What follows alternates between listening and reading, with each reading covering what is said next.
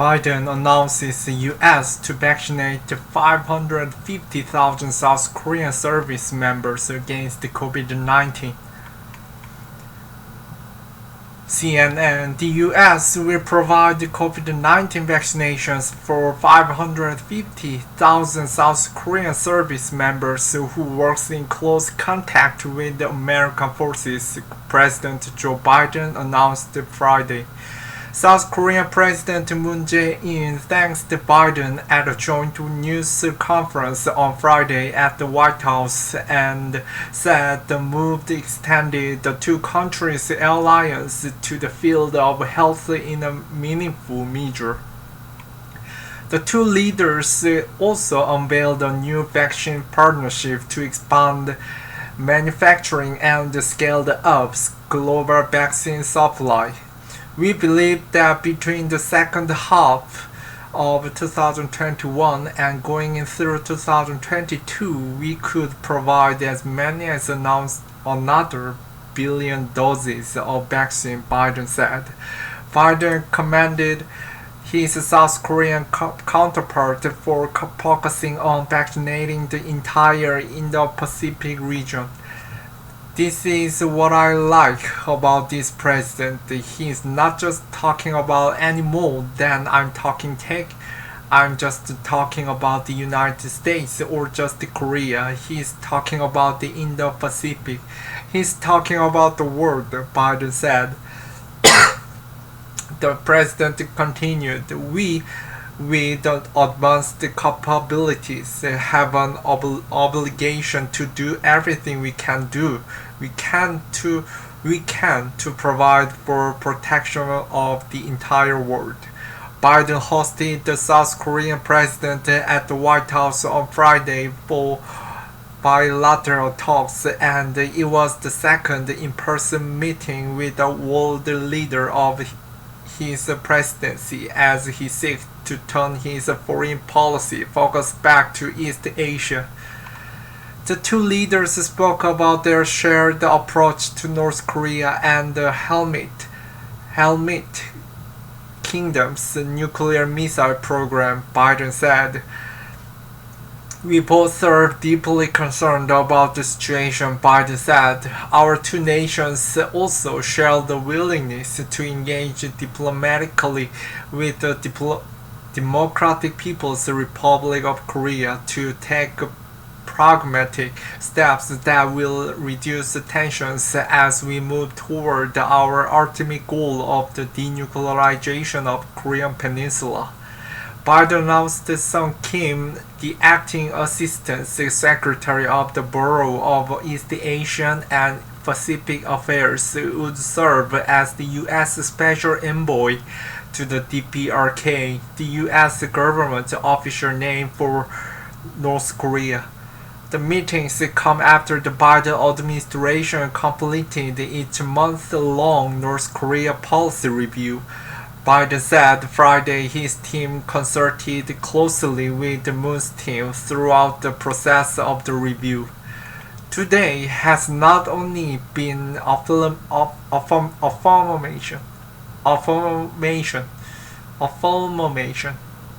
of our shared history of sacrifice that binds the Republic of Korea and the United States together.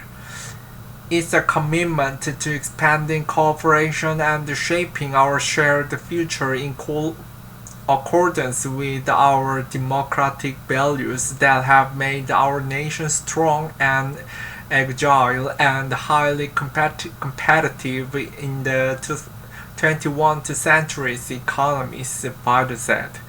The meetings come as the Biden administration faces a foreign policy test amid an 11-day conflict between Israel and Hamas, ending with the ceasefire Thursday. Biden has sought to prioritize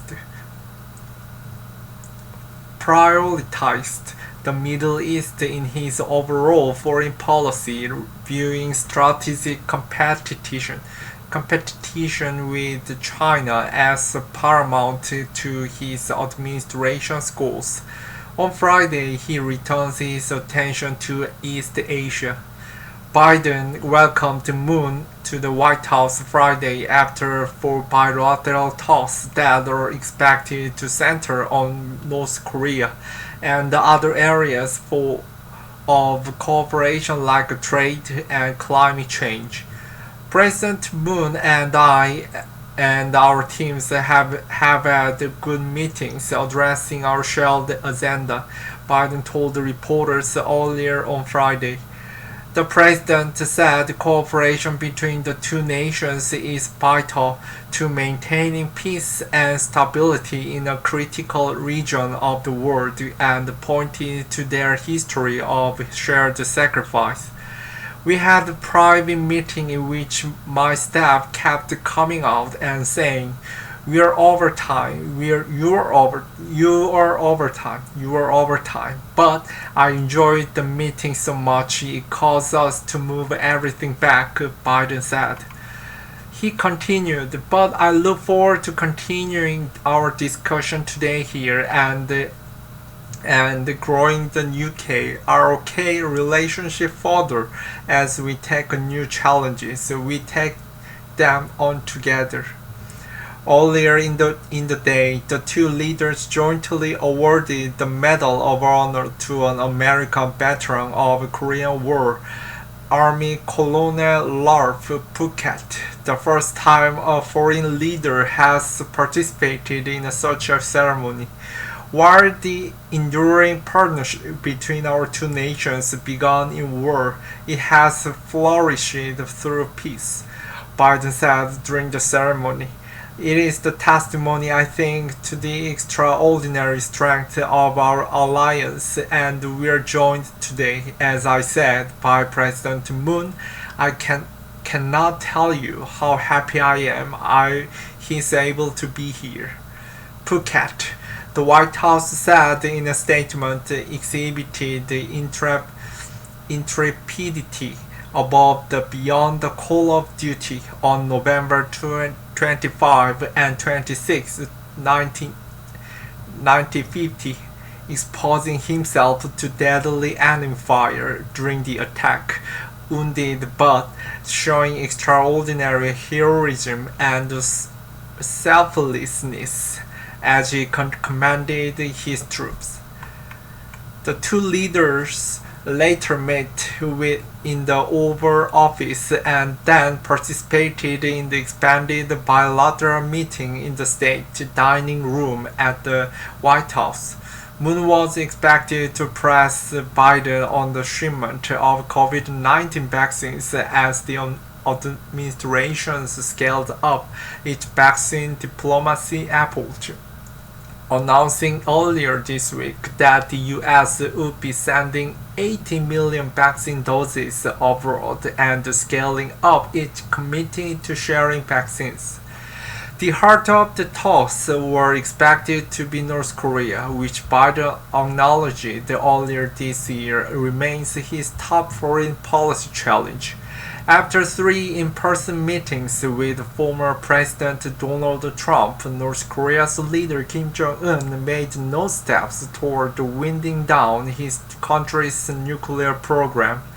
Little diplomatic progress was made after a meeting in Hanoi fell apart, with the two sides in deep disagreement on how and when to lift sanctions.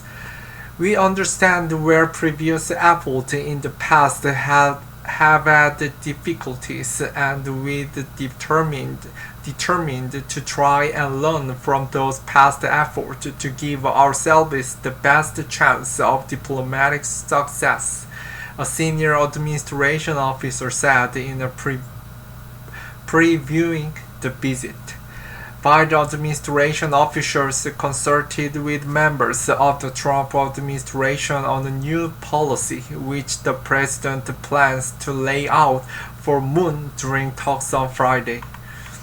"Our goals remain the complete denuclearization of the Korean Peninsula, with a clear understanding that the efforts of past administrations have not achieved this object," a senior administration official said in previewing the visit. Our policy will not focus on achieving a grand bargain, nor will it rely on strategic patience, the official went on. Our policy calls for the calibrated, practical approach that is open to and will explore diplomacy with the DPRK to make practical progress that increases the security of the United States, our allies, and our deployed forces. We have and will continue to consult closely with the ROK. Both leaders will talk about that extensively. The officer said the current team feels they've learned important lessons from past diplomatic failures with Pyongyang. We want to engage with our South Korean friends on the way forward. We are not going to lay out exactly our diplomatic strategy here and now, the officer said. We've tried to design it to be flexible and, as we've indicated, calibrated more generally. We understand where previous efforts in the past have had difficulties, and we've determined to try and learn from those past efforts to give ourselves the best chance of diplomatic success. Still, the official said the Singapore agreement that Trump and North Korea leader Kim Jong-un signed in 2018 can still be augmented. We intend to build upon the Singapore agreement, but also our other agreements made by previous administrations, the official said. At this junction, it's really not in our interest to review or comment on specific issues like the end of work declaration in hopes of spurring dialogue. The two leaders will participate in a press conference Friday evening before Moon departure, and Moon met with Vice President Kamala Harris in her ceremonial office before his meeting with Biden. Harris said they will be discussing the strong partnership between the two nations and the challenges that exist on the Korean Peninsula. President Joe Biden and I are confident that together we can promote a free, open, and prosperous Indo-Pacific region, a region that is unconstrained by coercion and anchored in international rules and order, Harris said. This story has been updated with additional development on Friday.